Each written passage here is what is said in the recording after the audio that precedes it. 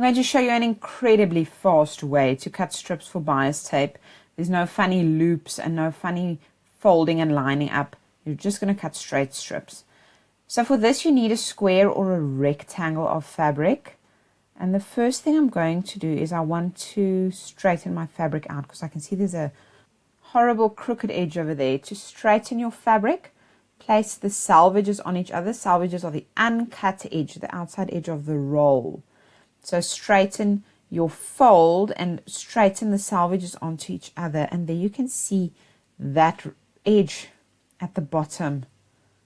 Just look at that. That's definitely not straight. So I'm just going to straighten my fabric up quickly.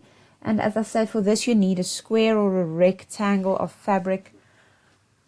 There's no specific size. Of course, the wider your piece of fabric, the longer your strips will be.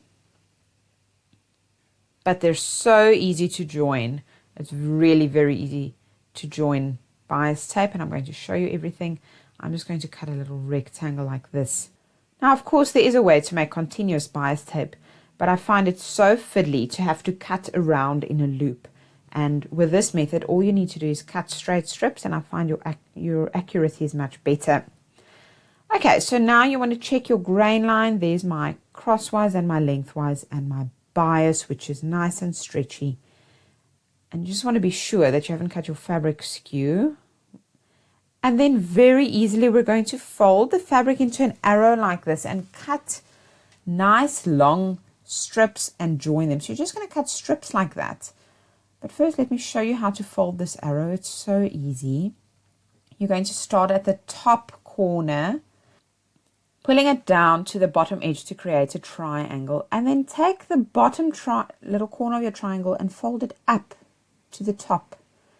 And then you'll have a part where you have two folds and then the bottom edge where you have one fold. And the bottom edge is the one you want to use to measure from that single fold, because it will give you long strips of bias tape. You don't want to cut from the double folds. Now there are many different ways to make bias tape. This is a bias tape maker. You get them in different widths. The fabric goes in there. It slides through and it folds as you iron. This one's a bit wider and it has a wider result. And then of course you can compare the width of your bias tape. There you can see this is quite a wide one, an existing piece of bias tape. So you just want to choose how wide you want this bias tape. I like a wider one. I like to cut my strips 5 centimeters, which then lets me end up with 2.5 centimeter wide tape. And you can use an existing piece and measure it from there. Or you can guess. Remember, the narrower you cut your tape, the narrower the final result will be. You can also measure your bias tape maker if you have one. I'm going to measure 5 centimeter spots, and all you need to do is that you're going to measure directly. You can see this one's 3 centimeters, and then it's got about 1 centimeter on each side. So it'll actually work for what I'm doing, although you can use pins, a hair clip, anything to iron your tape. You really don't need one of these. And then you're going to cut those edges off first. Now I didn't because I'm too excited to cut my bias tape, but I'll cut them off now. And basically you're going to measure your width that you want. I want 5 centimeters. You're going to measure a whole lot of dots right at the bottom, and all you need to do is cut parallel lines. And I find this much easier than measuring on the diagonal. And that you're going to cut that fold off. But I just want to show you the nice long strips that you get. So all you do is on this line, you're just going to cut right through. And because you've cut on that single fold, you'll be able to unfold your bias tape and you have these long strips. And of course, you're cutting 2 at a time without that fold on the edge. So you're doubling up the bias tape you're making.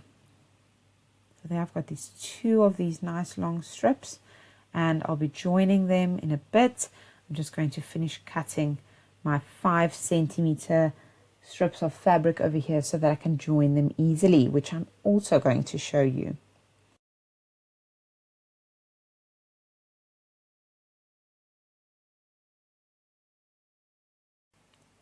Once you're done cutting, you'll have a whole lot of strips, stretchy bias tape, and you want to join your bias tape on these edges.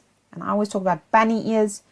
Your pointy bits go in the opposite direction, your very pointy edges, and you have these little opposite bunny ears hanging down. And you want them to overlap slightly. And to get a very smooth result, you need your corners, your sharpest corners, to stick out slightly. Let me show you closely. So first, you put your sharpest or your diagonals on each other, and those little corners need to stick out. And the reason for this is when you unfold it, that's going to be your seam allowance. You can measure it if you want. If you want all your seam allowances to be the same, I just eyeball it. And the reason you want those to stick out is that when you unfold your bias tape, you want it to be smooth. You don't want it to be uneven when you've joined it. So again, I'll show you again. Right sides together, you join bunny ears. So you have your sharpest corners pointing away from each other. And then you also want those corners to stick out for your seam allowance. And just pin them in place. You can do this with all your strips at once and you'll have one long strip. And then all you need to do is sew a straight stitch to attach those pieces to each other. The secret to perfectly straight bias tape is to start stitching in that little corner over there, right where you had the overlap of your fabric. And that little corner over there where you start sewing, that creates your seam allowance. And you'll see that if you stitch from the one corner there to the next one, and you open this up, you'll have a perfect straight join of bias tape. There you can see how it's overlapped, and I've started sewing in the corner there. And look at that when you open it up. Look at how nice and straight that is. Doesn't that make you happy to see?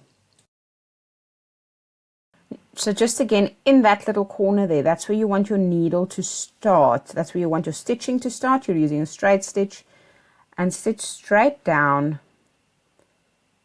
right to the next little corner where the two pieces of fabric meet.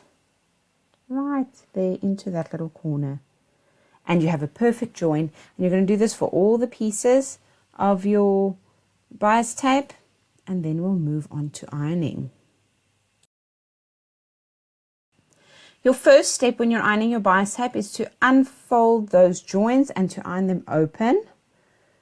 And you can trim off the little corners that stick out there at the top and on the end. I'll trim mine once I'm done ironing. But you really want to iron those open so that they'll lay nice and flat.